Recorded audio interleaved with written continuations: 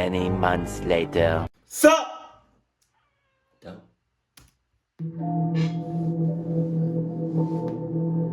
Right. I've been a taxi driver in the big city for over 15 years, specifically Chicago, but I used to live in Las Vegas and worked as a driver there as well. Recently, I know a lot of new methods of getting around have been coming up, like Uber, but this happened to me years ago, before that even existed, or at least before it was commonly used. For context, to those who aren't familiar, Chicago has cold, nasty winters, and the temperatures drop to freezing all the time. The taxi service I worked for wasn't the typical yellow taxi car type job you used to see all the time. This, at the time, was a more modern type of job, where you use your own car and put a sign on top whenever you're working, so that people know that you're a taxi. Hell no. In return, the company takes a portion of your earnings, but this way, you can work whatever shift That sounds sus as shit. you want and can charge what you feel is necessary. At the time, this felt like a luxury I never wanted to end, but it didn't last forever. I never set a schedule for myself, so I would just go out and drive whenever I decided on any given day. During the holidays, I worked more hours though, since more people are out and about. I didn't have any family nearby at the time, and I lived alone, so holidays were just like any other day for me. This unfortunate event took place on Christmas Eve.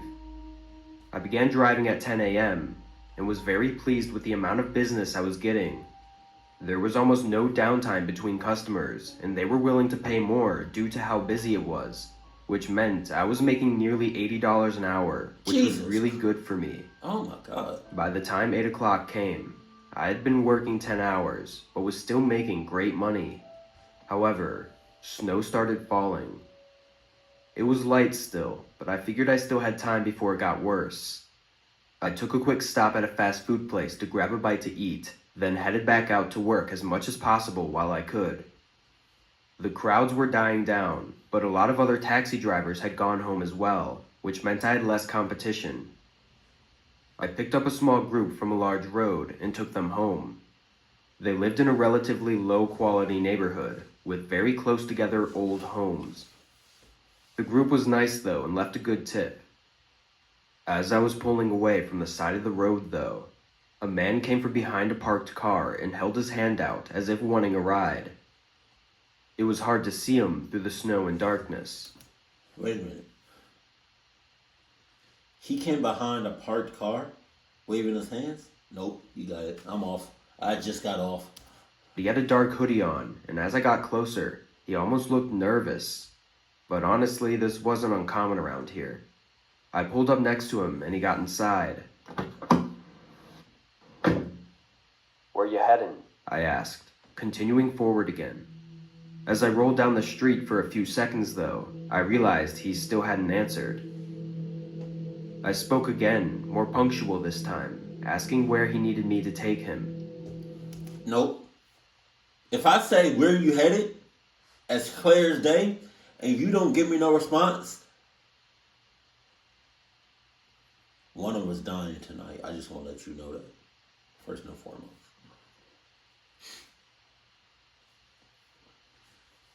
Because don't let me say where you headed again, and I'm more clear than what I was, so I'll be like, where you headed? 30 seconds go by of you just being quiet.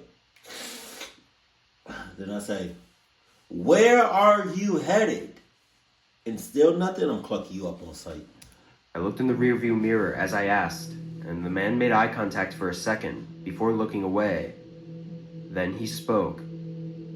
Just take me here," What? he said, pulling a small piece of ripped paper from his hoodie pocket and handing it to me. On the paper was a poorly written address on a street I was unfamiliar with. Having driven in the city for years, I'd at least heard of almost all the road and street names, so this made me pretty confused. My initial thought was that it may be a far drive outside the city, and in that case, I wasn't sure if I could do it. At an empty stop sign, I reached over to my rarely used GPS and typed in the address. Nothing came up. I started to get nervous, looking back at the paper and GPS to make sure I typed it in right. Sir, I don't know where this address is, I said as I turned my body to face his. Yeah, just pull over here, he said in a surprisingly strict tone. I was pretty sure what was happening, but I remained calm and pulled over on the side of the road. This street was pretty much empty. No cars, no people, no lights. I put the car in park and just sat there, looking forward. The man turned around for a second, looking out the side window, then immediately lunged his body between the front seats and grabbed my head, pressing a small gun to it. He was screaming things at me, asking for my wallet and keys and everything, but I was in so much shock and all I could focus on was the pain due to how the man was aggressively digging the barrel of his gun into my skull. This only angered the man further, and he continued yelling as I tried to grab my wallet, but I guess I wasn't fast enough. He pistol whipped me in the back of the head, making my vision blurry and sending a rush of pain through my head as if I suddenly had the worst headache imaginable. Dazed and barely conscious, I tossed my wallet on the passenger seat. I don't even know what I did wrong this time, but he hit me again, worsening everything. I'm assuming the man noticed my condition though, as he took the opportunity to get out of the car. But that was the last thing I remembered. I woke up on the side of the street, what seemed like just a few minutes after the attack. I was covered in snow and was freezing. My car was gone, as well as my wallet, keys, and phone. My head was killing me, and I could barely manage to walk. Shivering and in pain, I made my way through the snow-covered sidewalks to a nearby gas station and got help. In short, my car was found a week later further outside the city, abandoned on the side of the road. Thankfully, I had no lasting injuries, but getting a new phone, license, bank card, everything was just a hassle. Without my car, I couldn't work either. The whole thing was just awful, not to mention the terror I felt in the moment. What really bothers me was how aggressive the guy was for no reason. I mean, if the guy just asked me for my shit, I would have given him no trouble. I just don't understand why it had to go down the way it did. Clearly his goal wasn't— God forbid, I've never been in that situation before. But I would think you don't necessarily have to be aggressive to get what you want. Especially when you put somebody's life on the line. You know? I feel like if you just ask politely or just ask like, hey, yeah, I'm gonna need your phone, keys, and wallet right now. Cool. Appreciate you. I'm gonna just go ahead and step out. Don't make no sudden movements. Alright. Catch you later. Dudes. Instead of being like, wow, wow, wow, wow, wow, wow, wow. Let me get you, go. You don't gotta be aggressive with it, you know what I mean? I feel like a lot of people would comply if you came at them like, hey,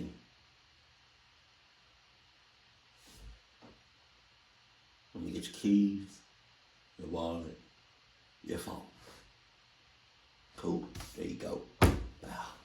kill me, so why did he have to hurt me so badly if I was complying? I'm saying.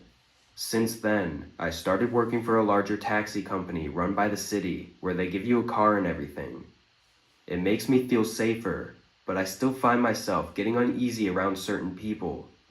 Luckily, I can choose to not work nights though, and on holidays, I make sure to be much more careful because I found out the hard way that just because it's Christmas doesn't mean all the horrible people take the day off too. I'm saying, also, he came out of nowhere. He came out the shadows.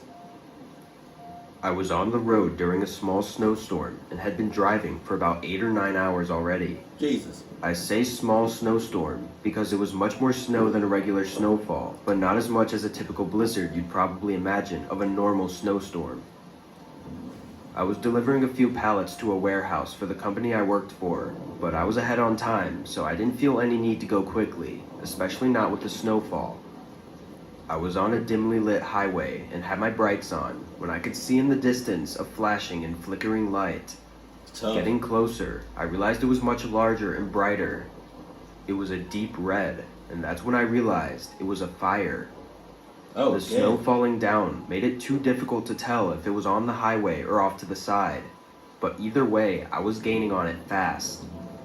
I tried to brake slowly, but I had completely misjudged how close I was, so I pressed down harder. I could feel the back trailer starting to slide behind me, and I immediately let go of the brakes, causing it to straighten but jolt back and shake the whole truck. Jesus. It was terrifying, trying to keep the truck from tipping over and not slide into the fire. Closing in on it though, I realized it was off the side of the road, and while it was a relatively large flame, it seemed to be centered in a single spot. I was able to get the truck to stop safely on the side of the highway as I leaned over and looked out the passenger window. At the tree line next to the road, I could barely make out a small car at the center of the flames. That's tough. I was in awe at the sight, never having seen anything like it. Yeah. Woo! Thank you, excuse me. Yeah, I was in awe too, but you know what? I'ma still keep going. I'ma still keep driving. Cluck what you heard. You got all this. It's a setup. It's a setup. It's a setup. I don't got time for it. I quickly undid my seatbelt and got out to see if anyone was hurt. Wow. Staying a safe distance away, I tried to look around the scene for anyone. I didn't know how it could have caught on fire, and the car seemed pretty normal. Aside from the burn marks, it kind of looked like a regular parked car, not damaged or anything from any sort of crash. Not seeing anyone nearby though, I feared the worst, that someone may be inside the car. I pulled my phone out and called the police. I was thankful to have enough service to get a hold of them, but they were 15 minutes out, and firefighters and ambulances were even further out. The more I stood there in the cold, waiting for the police, looking at this huge flame coming from what seemed like any other car, I started wondering if it was intentional. Now, I'm no detective, but it just didn't look like an accident in any way. My body shook at the thought, and I turned around to get back in my truck. "Hey, hold up." Wow. A man called out from beside me, maybe 30 feet away, but was masked by the falling snow. I looked in that direction, heart starting to race, as two men walked up to me. Wow. They were wearing face masks, covering their mouth and nose. I greeted them and asked if they knew about what happened here, and they both shook their heads, which was really odd considering I didn't see or hear them pull up in any car. There was no way they walked here in the middle of nowhere on a highway, so I obviously started getting a really bad feeling in my gut. "I'm gonna get back in my truck and get going. Have a good night, guys," I said, beginning to walk, trying not to seem afraid. "No," one of the men said strictly. No. I turned back around, and in that moment, I faced the most terrifying thing in my life. The man had a handgun pointed right at me. I told him I would comply with whatever he wanted, and then he told me to move and stand against the trailer. I got a question. You can answer if you want to. Has anybody ever came? Oh, I did come face to face with a gun. Remember that Chipotle story? I don't know if I told it. I think I told it. Yeah, but we got robbed when I was at Chipotle at my first location. And they pointed a gun at my face. But I thought it was a joke because guns look like toys. So I wasn't really scared. But like, has anybody ever had a gun pulled out on them, on you? And if so, what were you thinking at that moment? He aggressively patted me down, taking my wallet and phone, while the other man robbed whatever he could find in the front of the truck. I was trying to hold in tears as I was thinking about my family and how this might be it for me. I was almost sure that they had lit that car on fire now, meaning they likely robbed someone just like me, and I didn't see anyone else around, so we all know what that probably meant. After a minute, the second man reapproached us. He put his hand on the man's shoulder who was holding the gun and leaned in, whispering something in his ear. Then, just like they came, they both rushed into the dark, disappearing through the thick snow. I was in shock, still standing against the truck, before running inside and locking the doors. I didn't have my phone or wallet, so I just stayed and waited for the police to arrive. This whole thing was a big deal in the area for a while, though it happened many years ago. The car was set on fire by the two men, and unfortunately, I was right. They robbed an old lady who was pulled over and burned the car to make sure no evidence of them was left. Wow. They were caught not long after, eventually giving details on where the body was, but they never gave an explanation to why they went back to the scene when they saw me. It could have been to rob me, just as they had done, but it seemed like a big risk for little reward. Most of all, I don't know why they chose to let me live, considering what they had just done to the previous victim. I am grateful though, and I hope nobody else has to go through something like that. My advice is that if you see something, just stay in your car, lock the doors, and call the police. On me. Don't go trying to help. I'm saying. There's always a chance that it's going to end up being you who needs help. I think when you have a gun pointed at your face, your life probably flashes before your eyes. I was a normal pizza delivery driver for Domino's in high school. God damn. I also worked part-time at a Jimmy John's on the weekends. Jimmy John's! Just a side job. Anyway, I just wanted to put that out there so that you know I'm not just some random guy doing his first delivery. I was very familiar with making food deliveries, and what happened on this night was not normal at all. 90% of the time, I don't take the phone calls. Usually there's someone in the restaurant that takes the orders and gets the pizza ready. Then I just run inside, grab it, and go. This time was no different. I just finished with the previous order and ran inside the shop to pick up the next order. As I grabbed it though, my coworker told me to make sure the guy pays in full.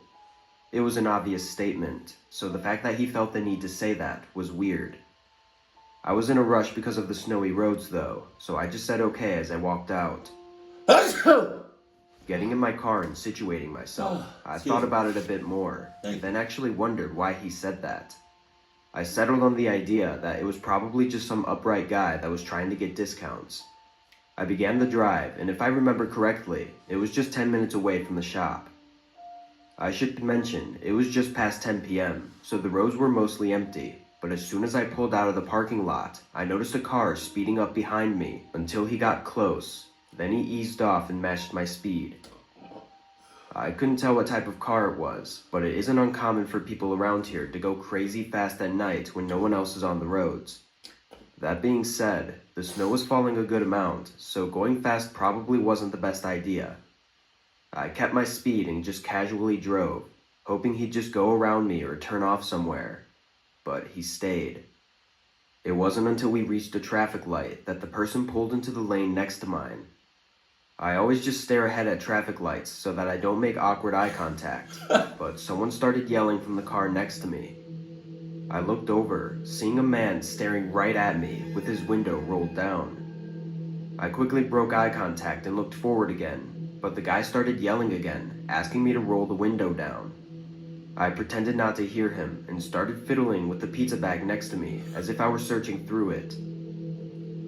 I kept the traffic lights in the corner of my eye though, and as soon as it turned green, I quickly sped down the road. The man didn't stop though. He continued next to me, driving erratically and swerving all around. His window was still down, and I could see he was constantly trying to stare at me and get my attention. The man looked angry though, so there was no way I was stopping to talk to this guy, but I was getting really annoyed. I wasn't even scared, just bothered by this guy. I wanted to take a side road or something to try and lose him, but the snowy conditions made me question whether or not the side roads would be plowed yet. I was not in the mood to get stuck in the snow with this crazy dude, so I just took my chances and stayed on the main road. Only 1 to 2 minutes away from the house, the guy, still beside me, sped up and immediately swerved into my lane in front of me. I slammed on the brakes, but it only slowed my car slightly before it began to slide. Luckily for me, the other guy had the same problem. His car continued sliding all the way off the road and into the thick snow. That sucks. His car had almost completely turned 180 degrees too. Oh, boo-hoo. My adrenaline was making me shake as I rolled down the road slowly, looking in my mirrors at the guy's car. I then picked up some more speed so I could put some distance between us, though I didn't think he'd be able to get out of there for a while anyway. I felt bad for leaving him like that, but he clearly had— I did it. Cluck as you talking about. Cluck what you heard. Cluck all that. I don't feel bad for nobody if I'm ever in a clucked up situation.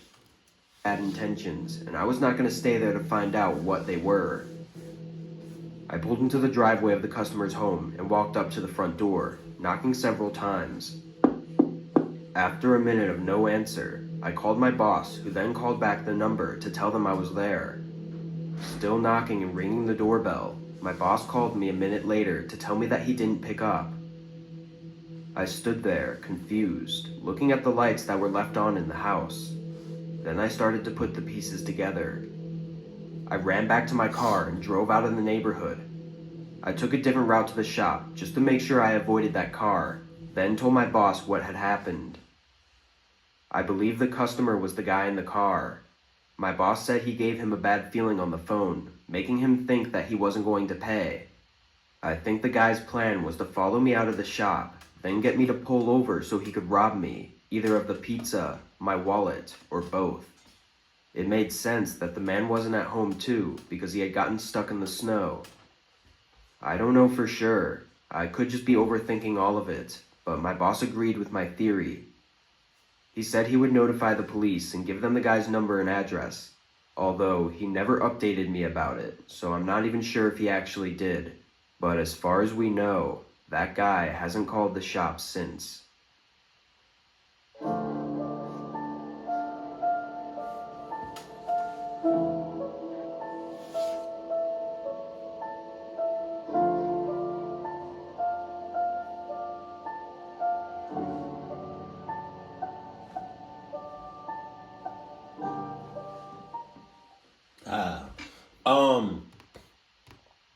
I think out of all three of these,